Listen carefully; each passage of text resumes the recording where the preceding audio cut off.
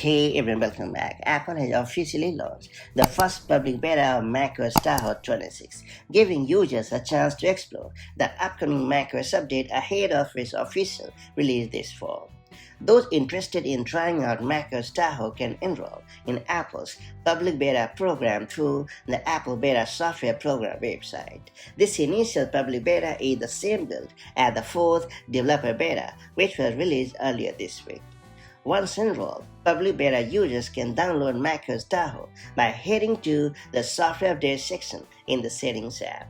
macOS Tahoe brings Apple's new liquid glass design to the Mac, mirroring the look introduced in iOS 26. It's worth pointing out that the design overhaul affects everything from the app icons and folders to the dock, in-app navigation menus, the menu bar, and the control center.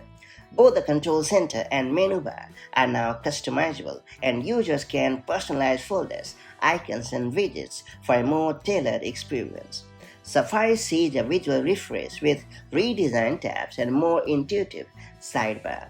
Notably, Apple is also introducing the Phone app on Mac for the first time, enabling Wi-Fi calling directly from your desktop.